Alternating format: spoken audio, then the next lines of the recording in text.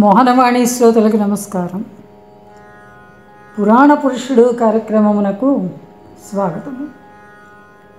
25 సంవత్సరముల క్రిందట వసుదేవుడు రాజ్య పరిత్యాగము చేసి దేశమునందు పశుగణముల సంపదను కృషికర్మను సుపుష్టము చేశాడు. దానికి ఆజన్మ దీక్ష కూడా వహించాడు. అతడు వ్రజగణములను అనబడు వైశ్యుల కుటుంబములను నగరముల నుండి గ్రామములకు తరలించి నగర వాణిజ్యమును మానిపించి భూములను పశు సంపదను వారికి అప్పచెప్పాడు. పర్వతారణ్య సీమల నడుమ గ్రామ నిర్మాణములు చేయించి వారికి అచట వాస్తవ్యత నేర్పించాడు. వసుదేవుడు పరిత్యాగము చేసిన రాజ్యము ఉగ్రసేనునకు ధారాదత్తము చేయబడింది. అతడును వసుదేవుని ఉద్యమమును సుపుష్టము చేసి వ్రజవైశ్యులకు గ్రామ నిర్మాణమునకై భూదానము చేశాడు. ఆ గ్రామములకు పన్నులు లేవు. గ్రామాధిపతులైన వణిగ్వరులే ఆయా గ్రామములకు రాజులు. వారందరికీ నాయకుడుగా వసుదేవుడు నందగోపుని నిలిపాడు. పండించిన పంటలు గోధుమ మొదలగునవి గ్రామ ప్రజలకు పశువులకు సంవత్సర గ్రాసముగా స్వీకరింపబడిన వెనుక మిగిలినవి నందగోపునకు పంపబడుతూ ఉండేవి.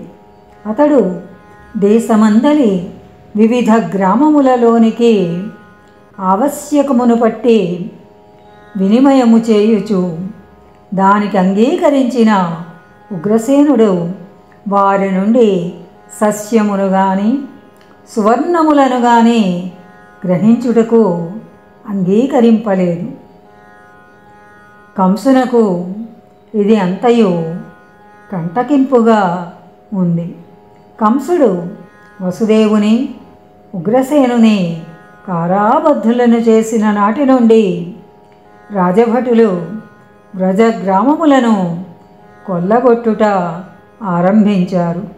రాత్రులందు ఈటెలతో బల్లెములతో ఖడ్గములతో బందిపోటు దొంగల వేషమున రాజభటులు దాడులు చేసి సస్యమును గోవులను దొంగలిస్తూ ఉండేవారు. దొంగిలించిన వారిని నగరములలో బాహాటముగా విక్రయము చేసి సువర్ణములు ఆర్జించుచుండేవారు. అందు 4వ పాలు కంసునకు ముట్ట చెప్పవలెనని ఒప్పందము జరిగింది. ఆ దొంగలే పగటి వేళల ప్రభుత్వాధికారుల పదవులలో వచ్చి ఒక్కొక్క గ్రామము నుండి సస్యమును గోవులను బలాత్కారముగా సేకరించి తమకు ఇష్టము వచ్చిన వెల నిర్ణయించి చెల్లించునట్లు ఏర్పాటు చేశారు. సస్యమును ప్రభుత్వాధికారులకు అమ్మనివాడు శిక్షాపాత్రుడని కంసుడు నిర్ణయించాడు. ఆ సస్యమును నగరములలో ధాన్యపు కొట్లలో నింపుచున్నారు. ఆ ధాన్యమును ఏమి చేయవలెనో ప్రభుత్వాధికారులకు బోధపడలేదు. సంవత్సరముల తరబడి నిలువ చేసిన ధాన్యము పుచ్చిపోయి పురుగులు ప్రభుత్వాగారముల వెంట ప్రాకుచుండెడివి. పుచ్చిన ధాన్యమును రాత్రులెవ్వరూ చూడకుండా బండ్లలో కొనిపోయి యమునలో పారబోయిచుండెడివారు. యమున రేవులలోని నీరు పాడై రోగములు పుట్టించుచున్నాయి. అట్లు కొనిపోయి పారబోయుటకు నియమింపబడిన అధికారులకును భారవాహకులకును కంసుడు కొన్ని లక్షల సువర్ణములు జీతములకు చెల్లింపవలసి వచ్చింది. అయినను తమకిష్టులైన వారి కుటుంబముల పురుషులకు ఉద్యోగములు లభించాయి. తాను చెల్లించుచున్న సువర్ణములను ప్రజల నుండి సేకరించుటకై కంసుని తమ్ముడు కేసి పన్నుల అధికారిగా నియమింపబడ్డాడు. ధృతరాష్ట్రుని అంగీకారమున కేసి కంసునకు తెలియకుండా సువర్ణములను సేకరించి అందు 4వ భాగమును హస్తినకు పంపుచుండెడివాడు. కేసి చాలా తెలివి కలవాడు. ఒక్కొక్క గ్రామమున ఒకరిద్దరు వణిముక్షులను సన్మానించి సభలేర్పరిచి వారికి గృహదానము, భూదానము, సువర్ణదానము చేసి గ్రామాధికారులుగా నియమించేవాడు. వారు తమ గ్రామములపై గూఢచారులై ఎవనికెంత ధాన్యము పండెనో, ఎవనికెన్ని గోవులున్నవో పట్టికలను ఏర్పరిచి కేసికి అందచేసేవాడు. పట్టికలను అనుసరించి సంపదను నగర విపణి వీధులలో బలాత్కారముగా విక్రయము చేయించి ఆ ధనమున 3వ వంతు సేకరించి వారందరూ బలిష్ఠులై గ్రామ కంటకులయ్యారు. తమ పదవులు కాపాడుకొనుటకై వారు కేసికి సన్మానములు చేశారు.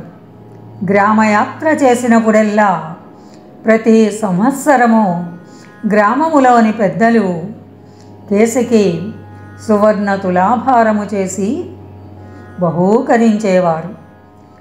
అవి ధృతరాష్ట్రుని గూఢచారులు కేసి సంపాదనకు లెక్క కట్టి అందు 3వ వంతు హస్తినాపురమునకు పంపుచున్నారు.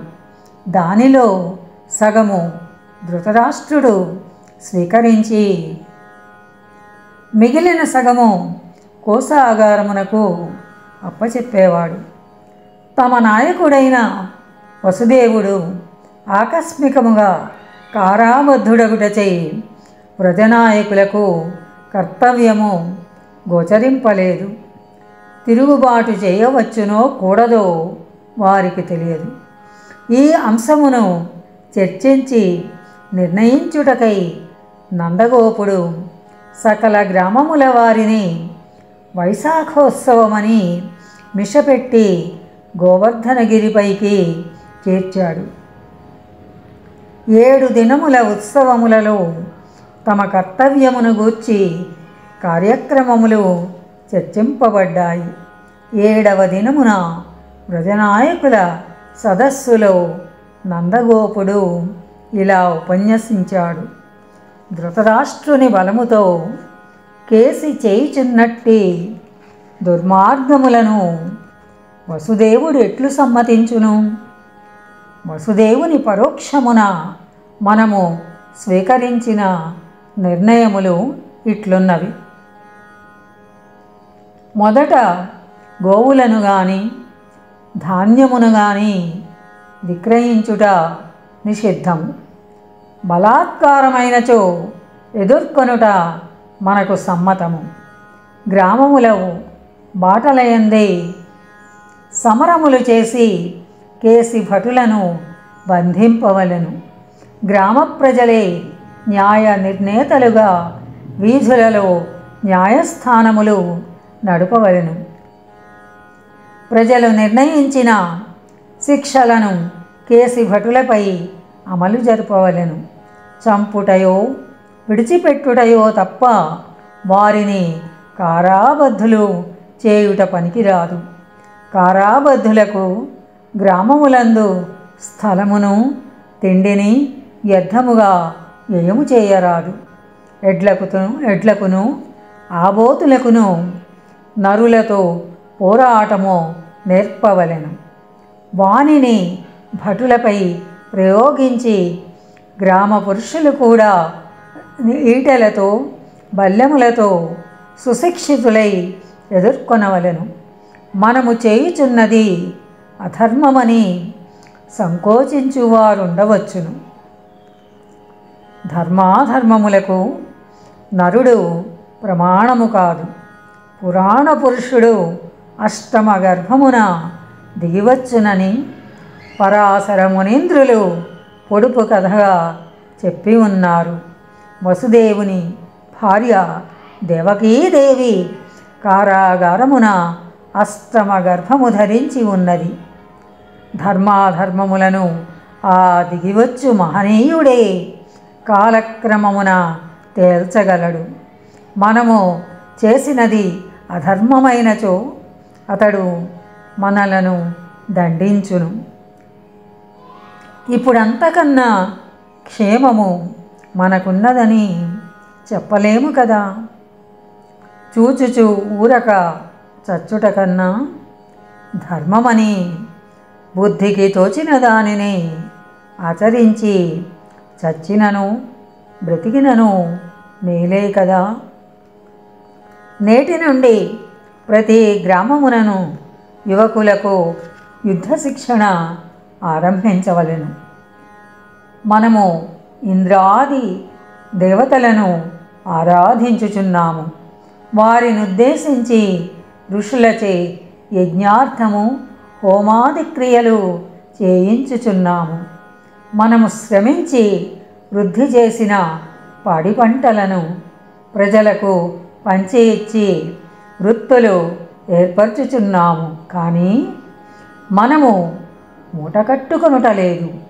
మనము చేసినది ధర్మసమ్మతమైనచో ఇంద్రాది దేవతలను ఋషులను మన యజ్ఞమునందు సంతృప్తులై విజయము చేకూర్చగలరు. పురాణ పురుషుని రాకకు మార్గము చక్క చేయగలరు. ఈ నిర్ణయమున అంగీకారము లేని వారు నిలబడి తెలియచేయవచ్చును. ఎవ్వరునూ నిలబడలేదు. నాటితో గోవర్ధనమున ఋషులు నిర్వహించిన సప్తాహ యజ్ఞము పూర్తి అయినది.